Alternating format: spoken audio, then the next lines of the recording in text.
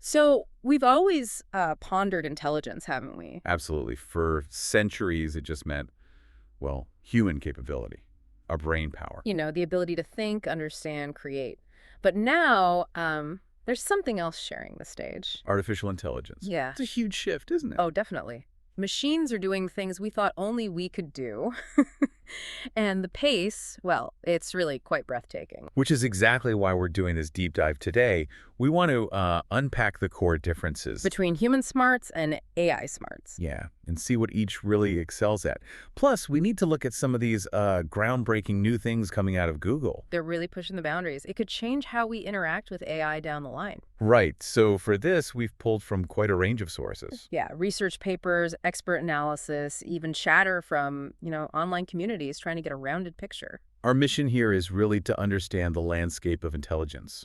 Like, now, in this new era. Why should you care? Exactly. Why does this matter to you? Well, because AI isn't science fiction anymore. It's woven into our world. And knowing its strengths, its limits, and where it's headed, that's becoming essential knowledge. Okay, then. Let's unpack this. Sounds good. Where should we start? Maybe the basics. Defining intelligence itself. Good idea. Because even for humans, it's historically been tricky, right? We use words like smartness, understanding, brain power. Reasoning, wisdom. It's this really complex biopsychological capacity. We've debated what smart really means for ages. And then mid-20th century, AI kind of throws a wrench in the works. Right. Suddenly, machines are performing tasks that seemed uniquely human. Problem solving. Language. And it really kicked into high gear more recently, didn't it? When machines didn't just do things, but could learn. Learn and apply that learning. Yeah, that was a big step. And this seems crucial from our sources, even as AI gets incredibly sophisticated. They're not the same. Mm-hmm. Human and artificial intelligence. Not synonyms, not interchangeable. The fundamental differences are still significant. Absolutely. So, okay, where do humans still have that, undeniable edge? What do we still do better? Well, the big one is probably empathy. Understanding feelings, relating to others on that deep human level. That makes sense. Human intelligence didn't just evolve in a vacuum to solve logic puzzles. It evolved over, 300,000 years? In a social context. As social animals. Exactly. And that gives us superior interactive skills, nuanced judgment, intuition. That gut feeling stuff. Yeah, and subtle communication, and crucially, imagination. These are areas where, frankly, current AI is way behind, significantly less useful or capable. Okay, so empathy, judgment, imagination. And that's our turf. But AI must have its own strengths, right? Where does it shine compared to us? Oh, absolutely. Processing new information, especially across massive data sets and doing it incredibly rapidly. Endurance. Endurance, yeah. AI doesn't get tired. It doesn't get distracted like we do. And it's unbelievably powerful at pattern recognition. Think about spotting anomalies in medical scans or understanding speech or finding digital fraud or even plagiarism detection. Right. Things that involve sifting through vast amounts of data for subtle patterns. And the speed is just mind-boggling. Tasks that take us hours, days. AI can potentially do in seconds or minutes, orders of magnitude faster. Wow. That sheer processing power, that's where AI dominates. That difference in speed and scale, yeah, it was just huge. Let's drill down into some specific technical differences the source is really focused on. First up, this idea of one-shot versus multi-shot learning. Right. This is, I think, one of the most telling differences. Humans. Yeah. We're incredible learners from very few examples. Like seeing a picture of a cat once or twice. Exactly. Or the leopard example they use. Yeah. See one or two images, and boom, you can pick out other leopards in totally different scenes with high accuracy. That's one-shot learning. We generalize, we extrapolate almost, magically, from minimal data. And AI, by contrast. The AI typically needs vast amounts of data, Yeah. millions, sometimes billions of examples to get to a similar level of understanding for that specific thing. That's multi-shot learning. So the takeaway is that human learning is just incredibly data efficient. Way more efficient, generally speaking. Yeah. Which makes our intelligence so versatile, even when we haven't seen much. Okay, another big contrast they draw is between imagination and, what are they calling it? Recitation in AI. Yeah, recitation. And imagination, as you said, feels so fundamentally human. It does. That ability to, form ideas of things that aren't right in front of us or things that don't even exist. There are things that could exist or might have existed. It's core to creativity, problem solving. especially for the really complex, messy problems we face now. It's about generating genuinely new concepts. So how does AI compare? What's this recitation? Well, the way the researchers frame it, AI systems mostly recite. They recall information based on how it was presented during their training. Okay. Now, generative AI, that's a bit more sophisticated. It does what they call synthetic recitation. Synthetic recitation. Yeah, it combines elements it learned from its training data, but in new arrangements. Think of an AI asked to create a novel car design. It might mash up features it saw in thousands of car pictures. Maybe the body of a '68 Mustang, the headlights of an old VW Beetle, the wheels of a new Ferrari Portofino. Okay, I see. It's mixing and matching existing pieces. Exactly. It's a clever remix, assembling learned components, but it's not quite the same as truly imagining something entirely new, something ab novo, in the way humans seem to. It's a subtle but important distinction. It really is. Okay, the final technical difference the sources highlighted was multisensory input and output. Ah, yes. Humans are just masters of this. We effortlessly blend information from all our senses, right? Sight, hearing, touch, smell, taste. All at once. All at once, yeah. Into this coherent understanding of the world around us and our place in it. And then we can react in really complex ways using multiple senses for our output, too. We take in multimodal inputs, we create multimodal outputs seamlessly. And AI's capability here, still lagging. For the most part, yes. Most AI systems, like, say, ChatGPT as of 2023, primarily deal with one-mode text, usually. They struggle with truly integrated multimodal understanding. What about things like self-driving cars? They use lots of sensors. That's a good point. They do take multiple inputs: LiDAR, radar, cameras, microphones, accelerometers. But the key difference is they typically use multiple separate AI systems to process each data stream. Ah, so it's not one integrated system. Generally not in the same way our brain works. Those separate systems feed their findings into some kind of central decision-making unit that aggregates it all. It's not that single, unified, holistic sensory experience that we have. Got it. So to recap that bit, humans excel at integrated, efficient, imaginative, empathetic intelligence. AI wins on speed, scale, endurance, and pattern recognition, especially with huge, often single-mode data sets. That's a good summary. Okay, so now let's pivot. Let's explore how the cutting-edge research, especially stuff coming out of Google, is actively trying to maybe close some of these gaps, or at least develop AI that mimics some of these human capabilities. First on the list, Gemini 2.5 Pro. They're calling it an experimental thinking model. Yeah, this one seems like a significant step towards more sophisticated reasoning. Gemini 2.5 Pro is designed differently. It tries to break down complex problems into smaller, manageable steps. Like we might do. Kind of, yeah. It analyzes the information more methodically, looks for patterns, draws logical conclusions. It's attempting to mimic a more human-like thought process. And it can show its work. That's the fascinating part, yes. It can actually output its step-by-step reasoning, so you can see how it got to an answer. Performance-wise, it's apparently state-of-the-art on various benchmarks. And the context window is huge. Massive.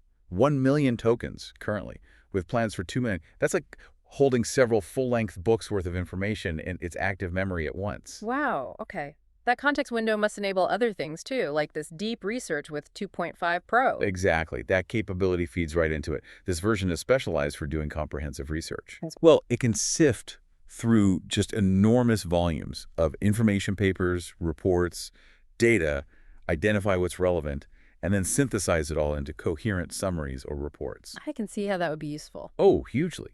Think about academia or law or market research.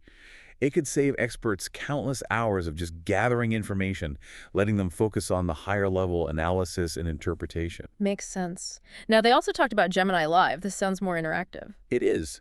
The goal here is real-time, spontaneous interaction using spoken language. How does that work? You can basically share something through your device's camera, like a picture, or point it at a video playing, or even a document, and then just talk to the AI about it. Oh, interesting, like the examples they gave. Yeah, they showed someone pointing their phone at a screen with a coding error.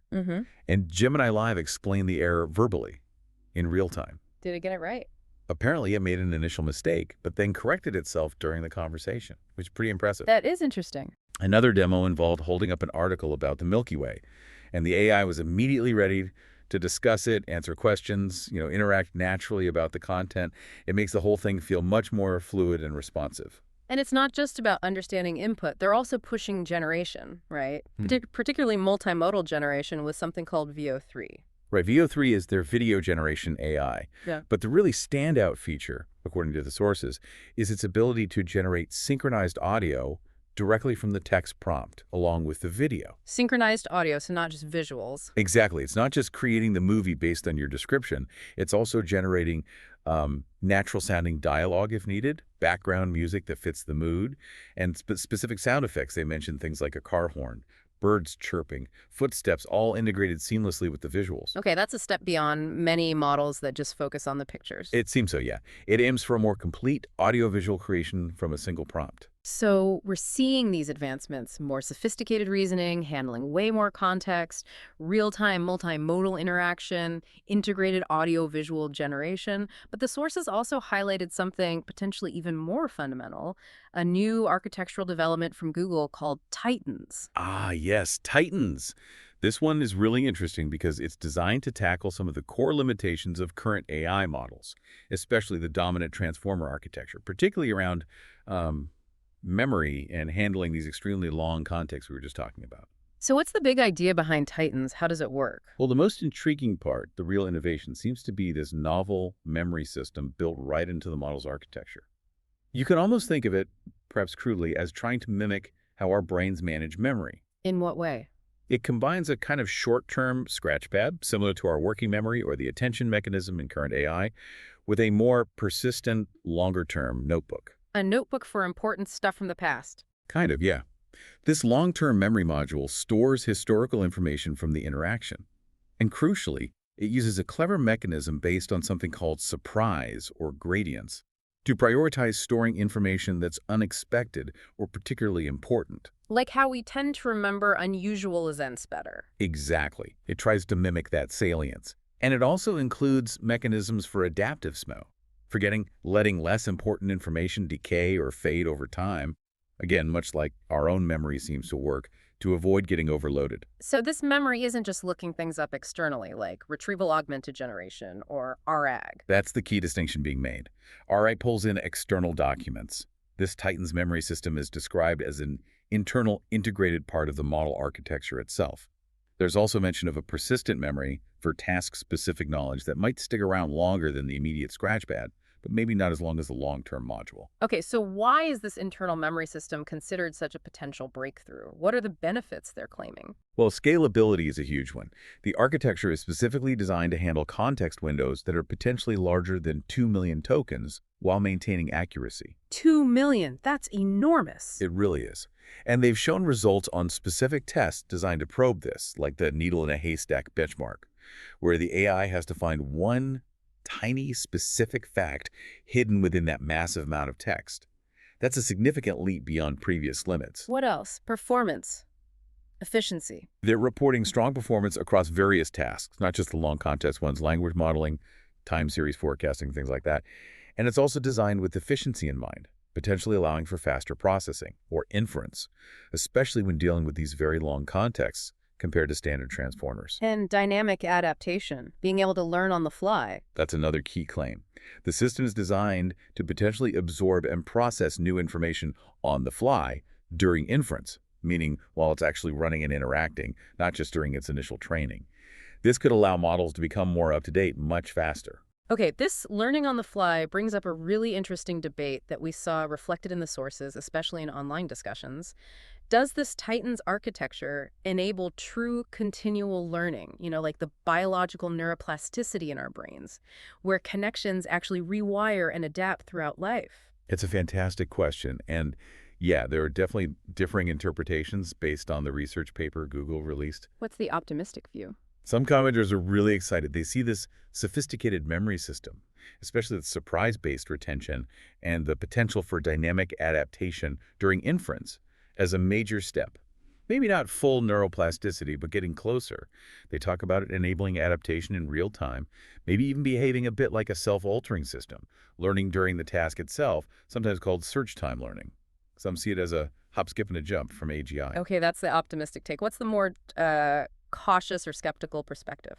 Well, other analyses, including summaries generated by other large language models like ChatGPT and Claude when fed the Titans paper, suggest that the fundamental underlying weights of the AI model itself aren't actually changing in real time in the way brain synapses do.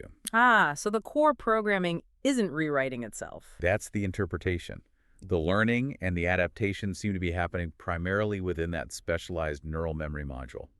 And that module, while persistent, isn't necessarily permanent and has its own forgetting mechanisms. So it's more like enhanced memory during an interaction? Kind of. They frame it more as incredibly advanced in-context learning and memory persistence within a task or conversation, rather than the AI fundamentally retraining or rewriting its own core structure on the fly. It remembers better, adapts within the context better, but it might not be the same as true biological neuroplasticity. Still very powerful, but maybe a different mechanism. Interesting distinction. Now, regardless of that debate, Google published this research. They put the paper out there, Right. which continues a trend, right? They did this with transformers, Word2Vec, foundational stuff. Why share something potentially so powerful? Yeah, it's a recurring pattern. There are probably several reasons intertwined. One big one is tapping into the global research community. Let others build on it. Exactly. Open sourcing or publishing research like this lets thousands of brilliant minds around the world test it, improve it, find new applications way faster than Google could alone. It accelerates progress. Makes sense. What else? Attracting talent. Definitely. If you're a top AI researcher, you want to work on the most cutting-edge fundamental problems. Publishing work like Titan's signals that Google is the place to do that. And maybe showing off a bit to competitors? There's likely an element of that too, yeah. Demonstrating technical leadership and flexing capabilities, but also, maybe there's a genuine desire among some leaders there to just push the field forward, build cool tech, and accelerate the evolution of AI itself. Okay, let's zoom out again. Thinking about the bigger picture, how do these developments, like Titans with its memory system and the advancements in Gemini, connect to that ultimate, maybe mythical goal of artificial general intelligence, AGI? Well, enhanced memory and this potential for more fluid, dynamic adaptation or learning. These are widely seen as crucial building blocks, or maybe necessary locks, that need to be opened on the path towards AGI. Along with other things. Right, alongside things like better reasoning, maybe real-time interaction with the physical world through robotics, multidimensional understanding. But having a system that can remember effectively over long periods and potentially learn or adapt within an interaction is considered pretty fundamental for an AI that could perform capably across the vast range of tasks humans can. It aligns with ideas from researchers like Rich Sutton about the importance of learning at search time. And bringing this back to us humans and our interaction with AI, Right. what about responsible AI deployment and this idea of human-AI teaming? Yeah, the sources are pretty consistent on this. Human intelligence, especially, our capacity for ethical reasoning, judgment, understanding broader context beyond just data patterns remains absolutely essential. For using AI responsibly. Especially in sensitive domains, right? Healthcare, finance, justice, critical infrastructure. AI, as it stands, lacks a genuine moral compass or true wisdom. It doesn't understand consequences in the human sense. But the problems we face are huge. Exactly. The scale and complexity of global challenges, climate change, pandemics, economic stability are immense. So the idea of human-AI teaming becomes really compelling. Combining our strengths. Precisely. Integrating human judgment, creativity, and ethical oversight with AI's speed, data analysis power, and pattern recognition. It might not just be beneficial, but actually necessary to effectively tackle these massive problems. So wrapping things up, what does all this mean for you, the listener? Maybe not tomorrow, but in the near future. Well, these kinds of developments, the improved reasoning of Gemini 2.5 Pro, the deep analysis of deep research, the natural interaction of Gemini Live, the integrated media of VO3, and especially these fundamental architectural shifts like Titan's memory system, they suggest AI is moving beyond being just a simple tool for isolated tasks. Towards something more integrated. Yeah, potentially. Future AI systems could remember your preferences in history across much longer interactions. They might be able to analyze incredibly complex things for you like a whole book or a massive data set and provide insightful summaries or answers. They could feel much more like collaborative partners. Less like a static program, more like an assistant. Exactly. An intuitive assistant that integrates more seamlessly into your daily life, helping with work, learning, creativity, maybe even just managing information overload. the lines could become much blurrier. Okay, so it's been quite a journey today. We've really tried to contrast the unique strengths of human intelligence, our empathy, imagination, that incredibly efficient one-shot learning. And compared that with AI's power in speed, scale, endurance, and pattern recognition across vast data. Then we looked at how Google's latest advancements, the Gemini Suite and VO3, are pushing the boundaries in areas like reasoning, research synthesis, real-time interaction, and creating integrated audiovisual content. And we dove into that potentially foundational Titan's architecture, focusing on its novel memory system, how it tries to mimic aspects of human memory, and that whole fascinating debate around whether it represents true continual learning or something more like advanced in-context adaptation. I think the key takeaway is just how rapidly AI is evolving. Capabilities are expanding, particularly in handling information, context, and interaction in ways that seemed impossible just a short time ago. Absolutely. But at the same time, those core aspects of human cognition, deep empathy, true imagination born from experience and abstraction, that integrated sensory wisdom, they still seem fundamentally distinct. For now, at least. Which leads to a final thought for you to consider. As AI systems gain more capabilities that seem inspired by human cognition, like enhanced memory and more sophisticated reasoning, how does that change our very understanding of what intelligence even means? And as we inevitably move towards more human-AI teaming to tackle the world's biggest, most complex problems, what new possibilities, but also what profound new questions emerge about our collective future, intertwined with these increasingly capable machines? Something for you to think about.